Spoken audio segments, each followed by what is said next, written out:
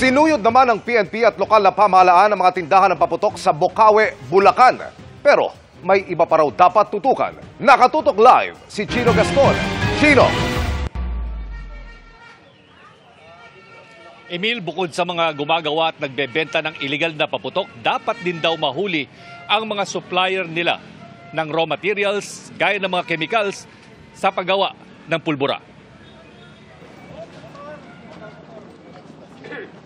Kung mga ibinebenta lang sa mga pwestong ito sa Bocaue, Bulacan ang pag-uusapan, pasado raw sila batay sa inspeksyon ng PNP Chief at Gobernador ng Bulacan. Pero paano ang mga hindi rito ibinebenta?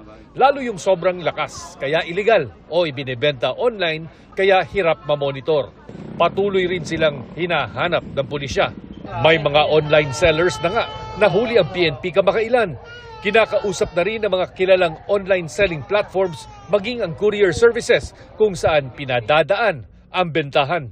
Yung local government units din may effort din in coordinating with this yung tawag natin yung cargo forwarders natin. May mga nakausap na sila dyan at tayo rin nag-coordinate din. Also, kasama sa mga efforts natin dyan ang law enforcement, yung mga entrapment operation. Mapakadali pagka mga nag-deliver lang madali, hindi natin may inspect yun kung ano yung dala nung nagde-deliver, kung pagkain ba yun o paputok ba yung dala. Kaya nga nagpaipitang tayo sa PNP natin.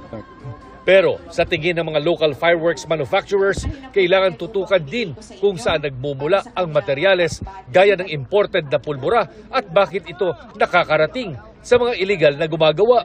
Nakakatapagtaka at kanina po na-mention, pati sa mga online nakapagbebenta po sila ng illegal chemicals. Sa huling dala ng Department of Health, 76 na ang bilang ng firework-related injury sa bansa.